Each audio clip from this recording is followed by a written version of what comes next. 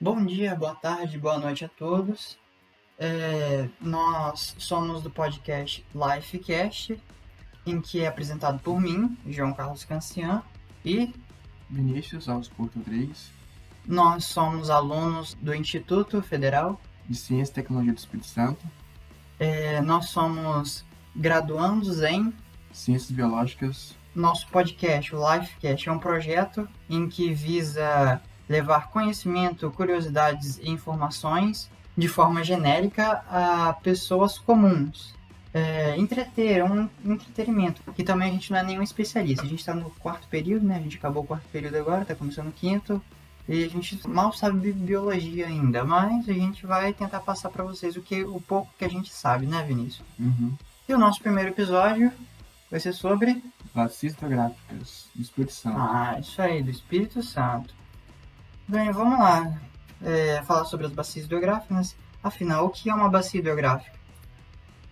De forma resumida, na verdade de forma bem resumida, é uma área ou região em que, devido ao relevo e à geografia, a água da chuva ela é drenada, formando um rio principal, localizado em um ponto mais baixo da paisagem. Geralmente, inclusive, né, o nome da bacia hidrográfica recebe o nome do rio principal.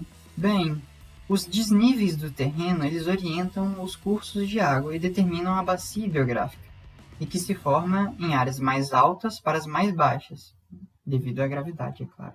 E ao longo do tempo, a passagem da água da chuva vindo de áreas mais altas desgasta e esculpe o relevo, formando o que conhecemos de vales e planícies. Bem, a área de uma bacia ela é separada das demais por divisor de águas, também conhecido como cristas de elevação, e que separa essas redes de drenagem de uma bacia a outra. De forma introdutória, galera, é isso daí que é uma bacia hidrográfica. É um lugar em que escoa a água da chuva, acabou, né? Você quer algum complemento, Vinícius, meu caro Vinícius? Só falar que, de modo geral, a bacia hidrográfica vai ser uma região de recarga daquele rio, região de recarga daquele manancial. É isso aí. Exatamente isso. Muito bom. Bem, em relação à classificação das bacias hidrográficas, em geografia, na verdade, né, existe uma classificação para a forma como as águas fluem dentro de uma bacia. Existem as águas exorreicas, em que correm para o mar. Vem do grego, né? Exo, de fora, e reicas, que significa fluir, ou seja, aquilo que flui para fora, que no caso é para o mar. Tem as águas também endorreicas, que são as águas que fluem em um lago ou mar fechado. Bem, há também as criptorreicas, e que é quando as águas elas desaguam no interior de rochas calcárias, que geralmente são porosas e geram lagos subterrâneos, além de formar lençóis freáticos. E há também as arreicas, quando o curso de água ela seca ao longo do seu percurso. Muito comum no Nordeste, né? Eu gostaria de complementar também, nós podemos ter bacias arreicas naturais e também algumas exemplos de bacias arreicas que são causados por ações antrópicas. Hoje, por exemplo, na agricultura, a gente tem uma grande utilização de água e podemos ter um exemplo dessas bacias arreicas. É tão explorada essa água dessa bacia que ela perde a capacidade de desembocar no mar, por exemplo. No caso, está falando que por efeito antrópico, um corpo hídrico, né? Ele, que normalmente é endorreico ou exorreico, ele se transforma em arreico, é isso mesmo? Geralmente desemboca no mar, esse curso hídrico, geralmente desemboca no mar, mas devido a algumas ações de consumo excessivo de água, principalmente para a agricultura, ele perde essa capacidade de chegar até o mar, se tornando arreica, ou arreicas. Interessante. Lá na fazenda do seu pai de café, Arábia, como é que é? Vocês usam muita irrigação, Vinícius? Não, lá não. Tá não? Lá é uma região muito boa, muito boa de chuva, bem úmida. Nossa. Não tem necessidade de ligação, né? Aí, pra quem não sabe, galera, o Vinícius aqui é filho de fazendeiro. Tem que ver, o maior produtor de café arábica do sul do Espírito Santo. Que pareça. Bem, falando em bacias hidrográficas, nós não podemos deixar de falar dos aquíferos, né? Como o nosso Vinícius aqui falou. O nosso caro Vinícius que falou. Bem, o aquífero é uma formação, ou um conjunto de formações geológicas em que podem armazenar água subterrânea. São rochas porosas e permeáveis, capazes de reter água. Esses reservatórios móveis, aos poucos abastecem os rios e poços artesianos. Falando em bacias hidrográficas, não podemos deixar de falar do aquífero Guarani, que é o mais conhecido, né? Quer complementar com alguma coisa? Queria complementar que da água potável que a gente tem no planeta Terra, a maior parte dela se encontra nas calotas polares, cerca de 2%. E em segundo lugar, a maior parte das águas se encontra nos aquíferos e em terceiro nos rios e lagos. Bem, a gente está falando do aquífero Guarani, que ele é um dos maiores, né? A gente vai falar de outro aqui também. É uma curiosidade, né? Deixa eu falar aqui uma curiosidade. O que significa Guarani, Vinícius? Você sabe o que significa Guarani? Não faço ideia. Guarani significa... Eu gosto muito de culturas, de tribos. E Guarani significa... Se eu não me engano, eu não tenho certeza, mas significa filho do sol, os filhos do sol.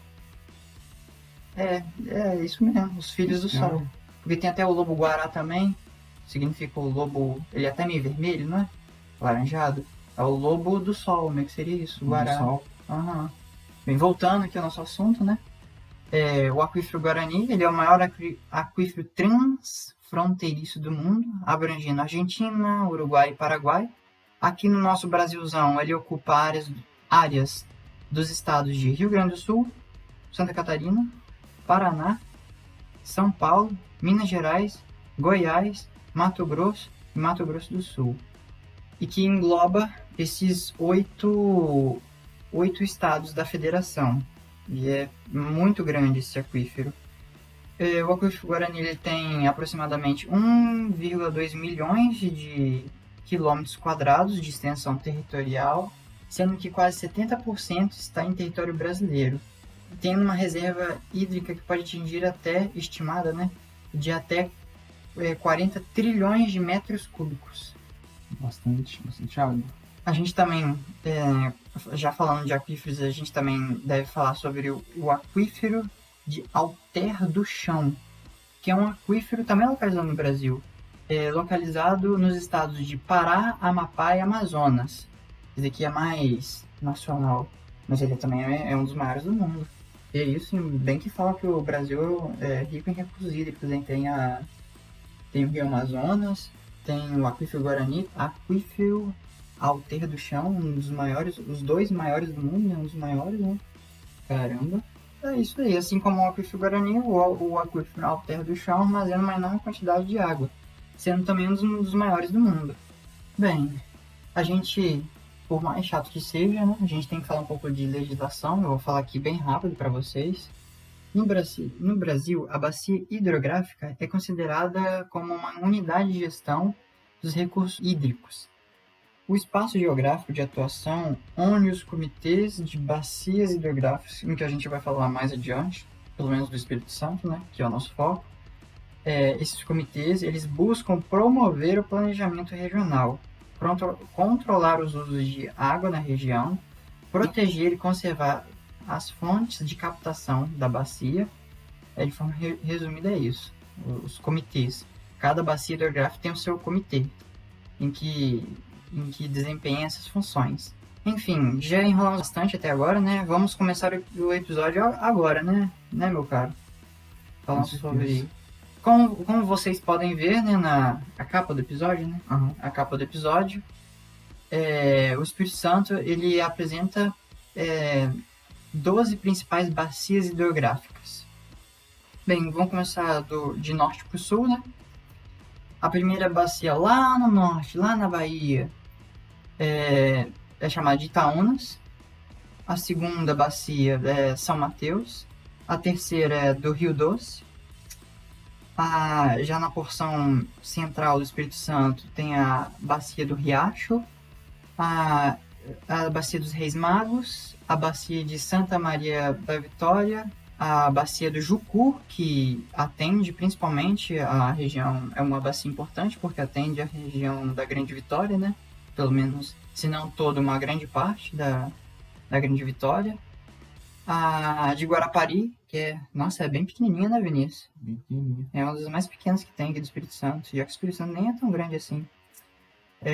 Tem também a bacia do Benevente, a bacia do Rio Novo, do Itapemirim, que é aqui da nossa região, né? A gente tá gravando aqui em Ribeirão Monteiro. E do Itabapuana. Tá no Espírito Santo, mas ele é quase que fluminense, né? Fluminense. Faz divisa com o Rio de Janeiro. Exatamente. Além disso, também é importante falar sobre os órgãos responsáveis por administrar assuntos relacionados aos corpos hídricos no estado do Espírito Santo, no nosso caso. São eles o SEAMA, que é a Secretaria do Meio Ambiente e Recursos Hídricos. Tem também o IEMA, que é o Instituto de Meio Ambiente e Recursos Hídricos. E também a Agência Estadual de Recursos Hídricos, a ARGE. Eu não sei se pronuncia assim mesmo, mas é assim, é AGERH. Bem, a gente vai falar sobre as competências de cada um. O SEAMA, por exemplo, ele é um órgão administrativo direto do governo do estado, gestor de políticas públicas de meio ambiente e recursos hídricos, como o próprio nome já diz, e é responsável pelo gerenciamento de ferramentas que proporcionam e melhoram condições ambientais e o desenvolvimento sustentável do Espírito Santo.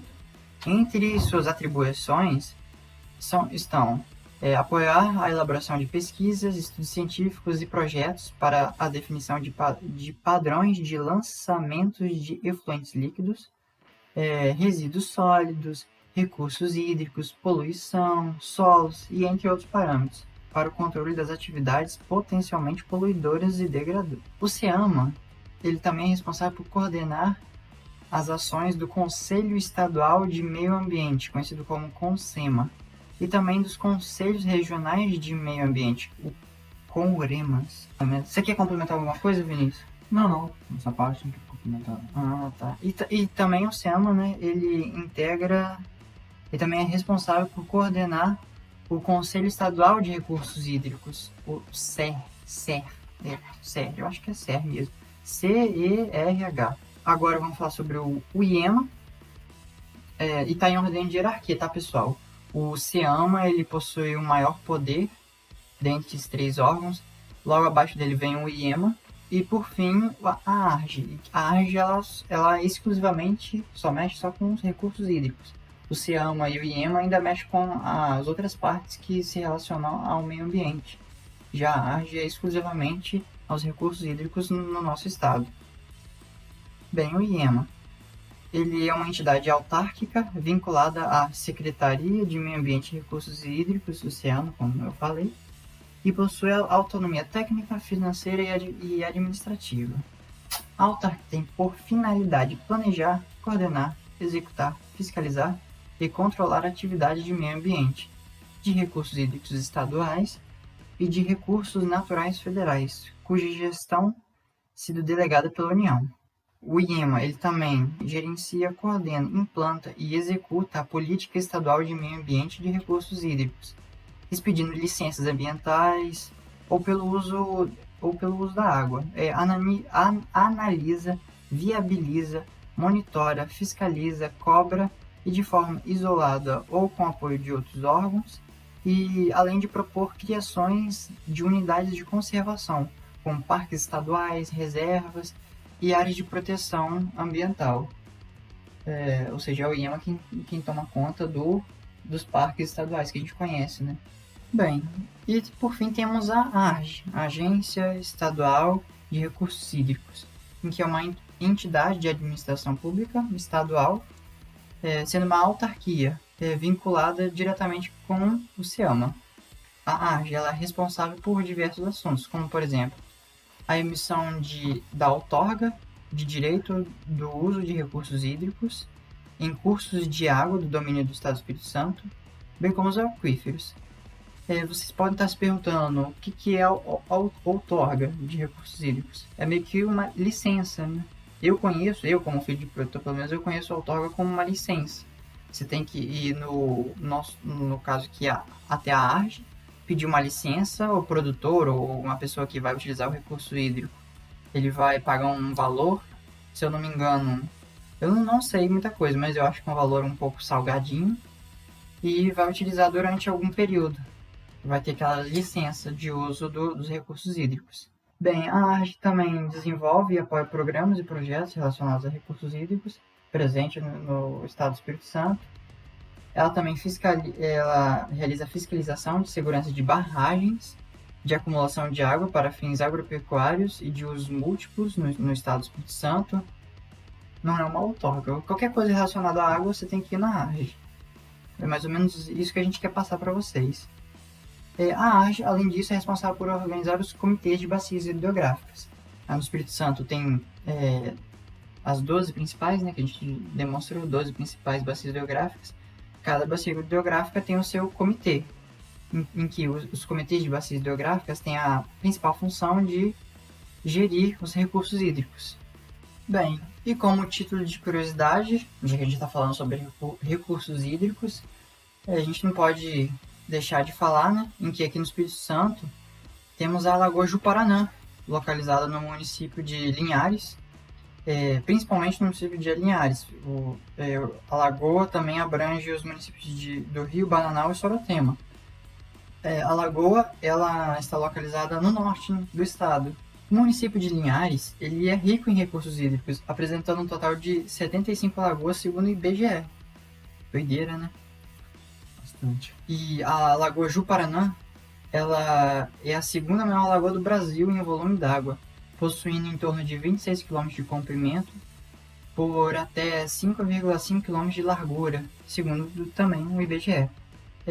Possui uma beleza natural enorme e um ótimo lugar para se visitar. Se você estiver passando pelo Espírito Santo, principalmente pelo norte do Espírito Santo, não deixem de ir na Lagoa do Juparanã.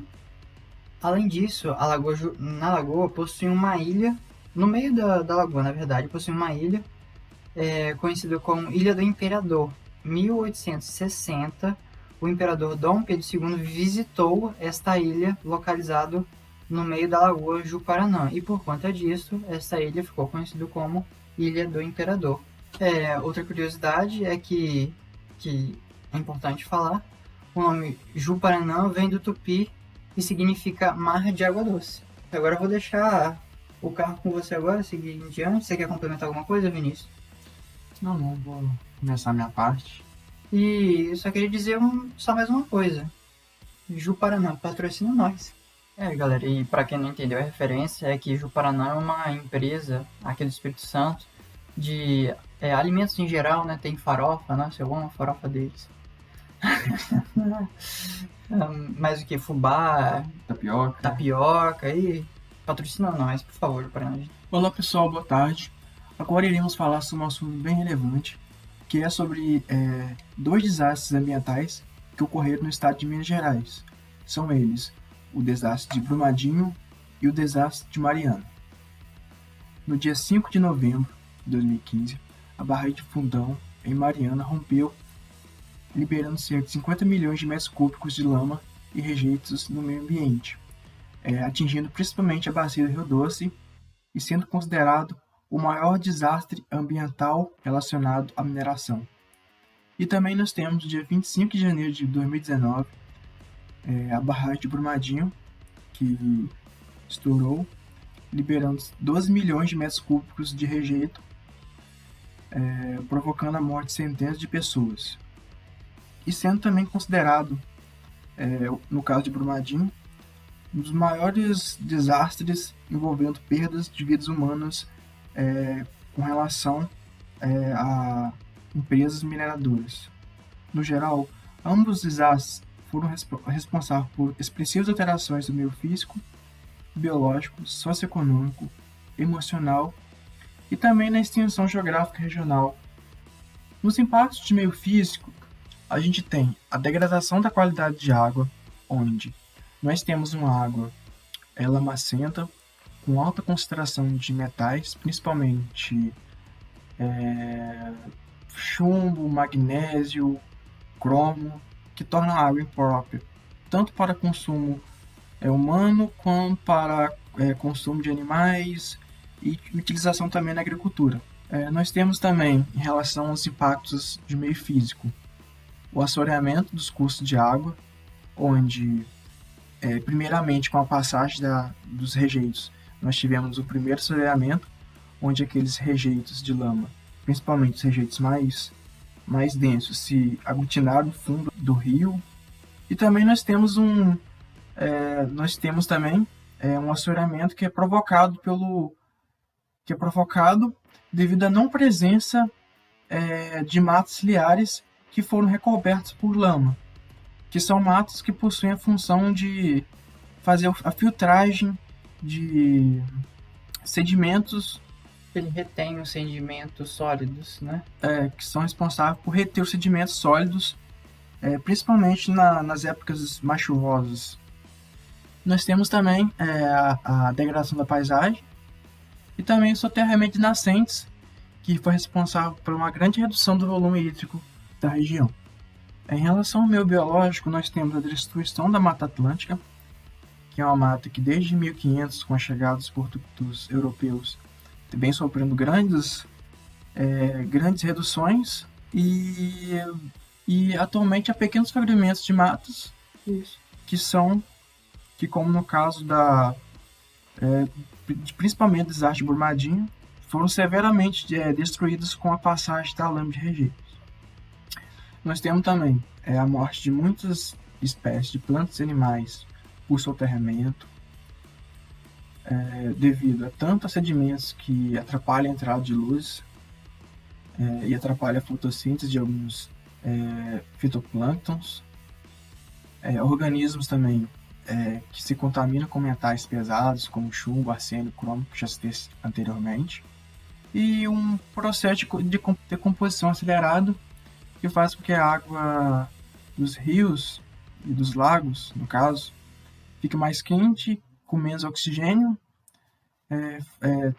proporcionando a morte de muitos peixes. Nós temos também a alteração de processos ecológicos, nós temos o processo de bioacumulação, onde um organismo, como exemplo de uma planta, ela vai absorver esses metais pesados que não serão facilmente degradados ou metabolizados pelo organismo, ficando aderidos à sua estrutura.